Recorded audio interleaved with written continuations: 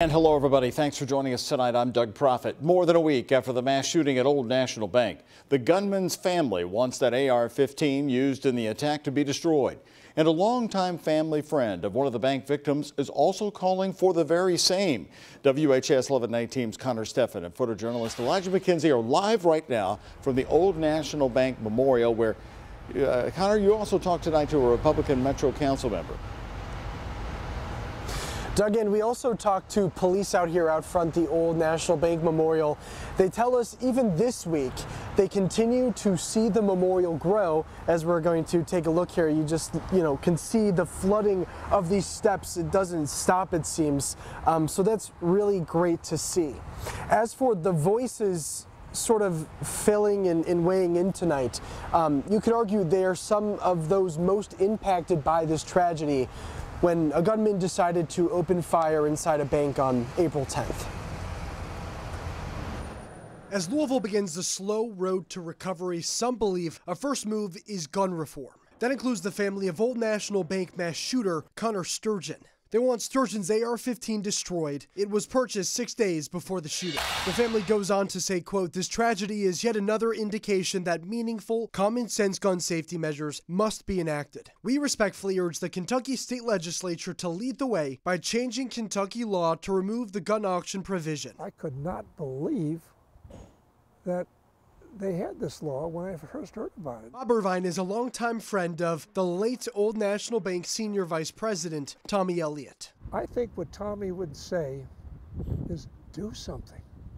For God's sakes, do something. By coincidence, Irvine submitted an opinion piece to WHAS 11 News today. The same day, Sturgeon's family came out strong for reform. A significant parallel, he believes. Absolutely. And I have to tell you something.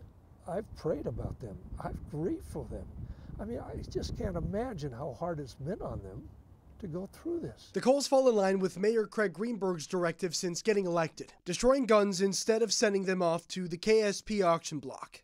It's an interesting symbolic gesture, but I want the public to know that is a symbolic gesture. That will do absolutely nothing. Republican Councilman Anthony Piagentini believes we must look toward other ideas, although he's against having a red flag law for Kentucky. They can take immediate action, right?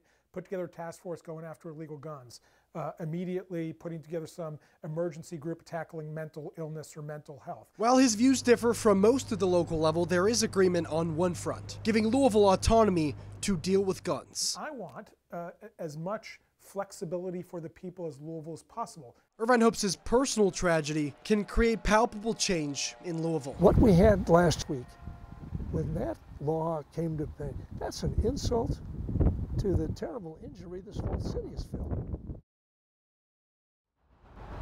So it's important to note, in speaking about Councilman Anthony Piagentini, he was not talking about unfettered access when he was talking about that flexibility at the local level. It was just more flexibility than what we have now is what he's asking for. Also interesting to note, speaking for his Republican colleagues, he believes that this is a bipartisan effort. So while it's unclear what those efforts will look like going forward, tonight we can tell you those efforts are in motion. We're live here at the memorial at Old National Bank. Connor Steffen, the WHAS 11 night team. Connor, thank you. The ATF confirmed to us today that they do have that AR-15 rifle in evidence. A spokesperson says a federal investigation is ongoing, and the ATF will adhere to all federal laws in relation to any seized evidence. Today, both the Louisville Urban League and the NAACP called for change to gun laws in Louisville and throughout the state of Kentucky.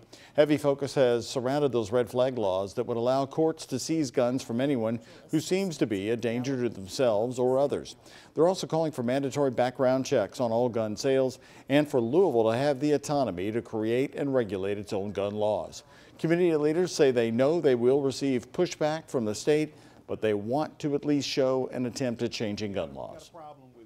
And we may not win today, but we're going to advocate for the months and the days, months and years ahead, and eventually the public will speak, and when they speak, they'll speak at the ballot box. Some state Republicans are open to a red flag law, but they would like to see a court process for the person whose gun ownership would be restricted. Oftentimes it's looked at, we show up, we put the fire out, but there's a whole separate service that we offer. The chaplain in a firehouse plays a vital role in boosting station morale as well as being there for the victims they treat. In the past 2 weeks, the importance of that role was truly exemplified after 2 mass shootings in Louisville. Wayne Bishop acts as the chaplain for the Anchorage Middletown Fire and EMS. Last week, he was sent to both mass shootings at Chickasaw Park and to Old National Bank. Bishop was there to provide comfort and support to victims' families, both on the scene and at the hospital. Bishop says often we try to compartmentalize our emotions from such tragedies, which can weigh heavy over time. He says opening up to someone can help remove the burden. Prayer as a part of that, and then certainly conversation. Talking is good therapy. Laughter is wonderful relief. So even within our fire service and EMS service, police service, there's a whole lot of humor that goes along with that, and with that comes a whole lot of release to the basic emotions. Bishop says sometimes it's not about what you say to a person grieving in the moment, it's about just being there, a simple presence. All new right now on the night team, just a day after a bomb threat was made at Silver Creek High School in southern Indiana, police have made an arrest, and we are learning that a Silver Creek student allegedly paid someone to make that phone call. WHAS11 night team's Taylor Woods talked to the Sellersburg police chief and found out a lot more. She is in the newsroom with the story. Taylor?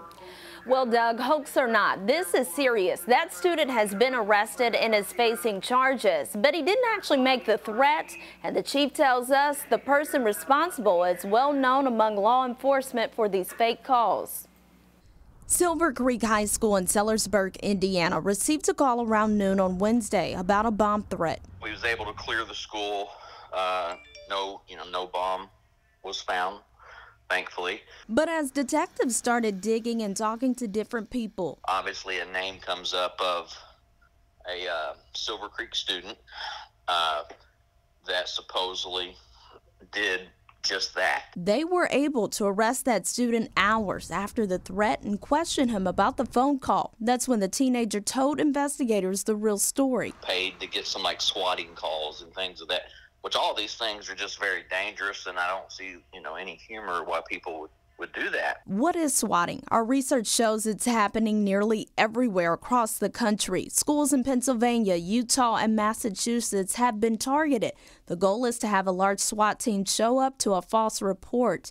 In the Silver Creek situation, police discovered one other twist. The student paid someone else to make the threat. He paid $15 through some cash app on the internet to an individual. Obviously, he don't know this individual, but this individual does this kind of stuff. And investigators are trying to move swiftly by tracking this person behind all of the swatting, but it could be hard to trace their footprints. They have the little tracker phones or burner phones, and them are obviously very hard to track because a lot of those places that sell those, you don't have to put a name to it. Several parents are commending police for their quick action. They are flooding social media with their concerns about bomb threats, but Chief Whalen has a message for all parents. And I would say you just have to be aware of what your kids are doing on the internet. False alarm or not, the chief says it causes panic and worry for parents. Now, Sellersburg Police Department say they are still in the early phase of this investigation, and they are working with federal officials to learn the name of the individual who made that phone call. In the newsroom, Taylor Woods, WHAS 11 night team on your side. Taylor, thank you so much. Well, a middle schooler here in Louisville was cited after a gun was found in their backpack just this afternoon. Conway Middle School went on heightened security today after a student told staff another student had a gun. In a letter sent home to parents, Principal Jeannie Lett said LMPD and JCPS police were immediately called in after the accusation. An investigation determined that a student did have a gun in their backpack inside their locker. The letter says that student will be disciplined according to the student handbook. Dr. Lett says they are thankful students are following the see something, say something safety rule. And new tonight, LMPD homicide detectives have made an arrest in a deadly shooting inside a Russell neighborhood food mart. This happened earlier this month. Police arrested 18-year-old Deshaun Duncan today in connection with Teresa Thomas's death. Thomas was killed inside the Platinum Food Mart on 10th and Broadway on April 2nd. A manager previously told us that Thomas, an off-duty employee, was shot while trying to break up a fight. Duncan is charged with murder tonight. New reforms aim to improve mental health and transparency at Louisville's detention center. The 3 new reforms come just weeks after an investigator revealed a slew of shortcomings within the Louisville jail. The city will now ensure a certified mental health professional is on site 24/7 to screen each new person booked into the jail. Next, a new dashboard has been created to provide real-time information to anyone in the community. Finally, Metro Corrections is submitting a request for proposals for a new health care service provider. How much of these policies are to make up for the fact that a new jail is just not feasible right now? Yeah, right now, Isaiah, we're very focused on reform and improvements with the existing facility that we have right now. So that has been our focus. We have urgent needs. Hundreds of pages of the report on the jail anticipated to be released to the public this Monday. The report, led by the former FBI agent David Byer, includes dozens of interviews with the administration, executives, and staff members.